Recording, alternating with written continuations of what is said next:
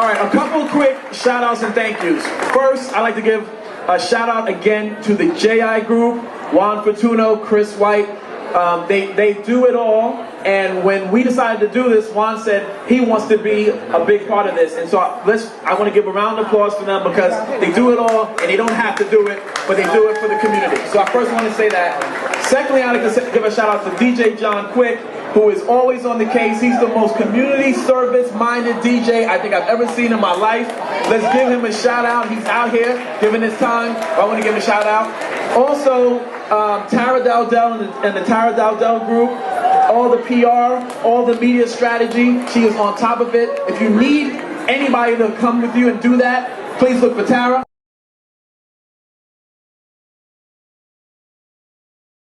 And so I'd like to give Roland Martin from CNN and from TV1 and from, you got a whole deal going, Roland. You should talk to us about that, a little entrepreneurship. Roland Martin to come talk about why he's here and why it's so important for us to be involved. Roland Martin, everybody, give him a round of applause. All right, how we doing? Y'all good? How many folks were outraged over the killing of Trayvon Martin? We have to remind folks that the district attorney who chose not to prosecute George Zimmerman, that is an elected position. The judge that granted bail to George Zimmerman, that is an elected position. We spend lots of energy talking about the presidential race and not realize that our lives are impacted by gubernatorial races, state rep, state senate, city council, commissioners, DAs, judges, top to bottom. Black folks spend lots of time talking about the prison industrial complex. Well, guess who prosecutes people? DAs. Guess who puts them in jail? You have judges. In Dallas County, Craig Watkins was the first black district attorney elected in Texas. 30 people have been freed from prison because he made sure they did DNA testing, and he set up an entire unit to test DNA to ensure the right person is in jail. If Craig Watkins, if that brother was not the DA, there'll be 30 people still sitting in jail who did not do the crime. So we've got to explain, you've got to explain to your friends and your family members, don't just focus on President Obama and Mitt Romney, because you can't be mad about voter suppression because it was in 2010 when folks didn't vote in those races and then you saw what happened. So we have to remind folks that the top of the ticket matters, the middle of the ticket matters, and the bottom of the ticket matters. And let me also say, if you don't like the stand your ground law, understand that is on the ballot in 8 states in 1 month. Some people vote straight ticket. If you vote straight ticket and you look over those amendments, your vote will not be counted. So we've got to explain to people it's not just about the presidential race, because every single one of those races will affect your life. We have the first black governor of the state of New York in the House here to speak to us.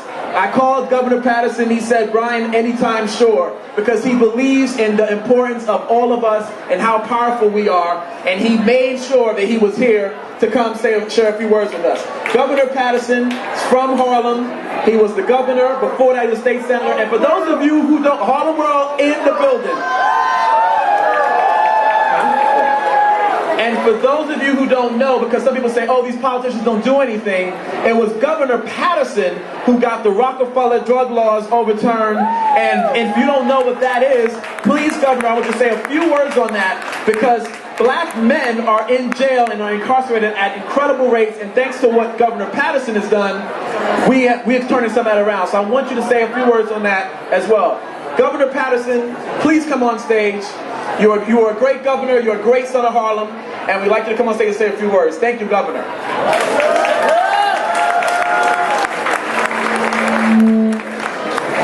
Thank you, Brian.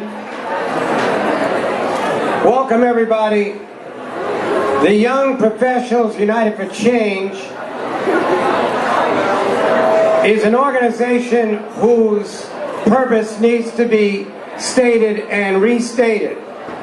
Hopefully we are fulfilling the dreams of those living and dead who fought and struggled so that everyone in this country would have a right to vote. Those, I think, are part of your principles, and I pray that you'll never stray from them. Because the Voting Rights Act in this country was only passed in 1965, and already since 2008 there are forces in this country that are antagonistic and antithetical to our goals, who are trying to turn back the clock on voting. There are states that are demanding IDs. There are states that are demanding driver's licenses. There are states that are doing everything to intimidate and lower the turnout in minority, black, and other communities around this country. If you are working right now as a young professional, you have got to know that the vote was not brought to us through the proceeds of some major corporation. It didn't come from the sales of a record album. It came from our ancestors who fought, suffered, and paid so that we could exercise a right that's free on November 6th.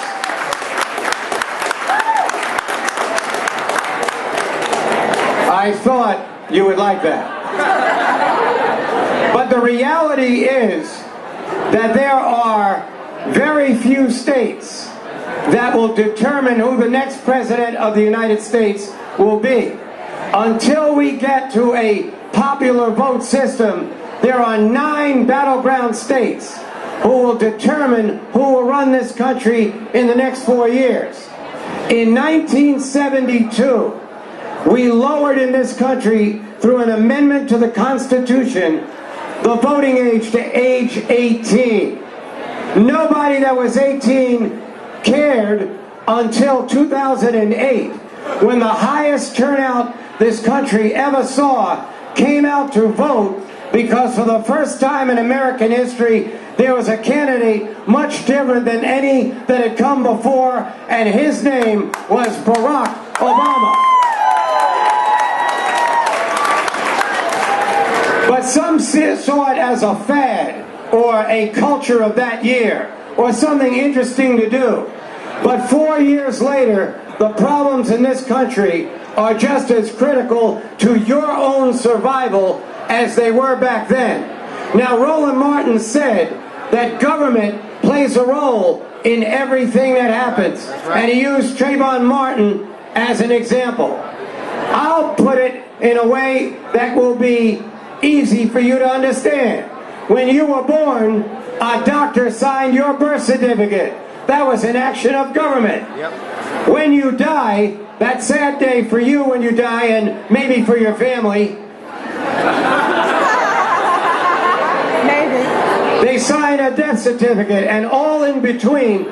Government has something to do with everything that is involved in your life. You have the right on November 6th to use your vote, who others spill blood for, to make that vote a reality and to take your rightful place in the decision-making capacity for who will run this country. Now, thank you. Those people were paid to applaud for me.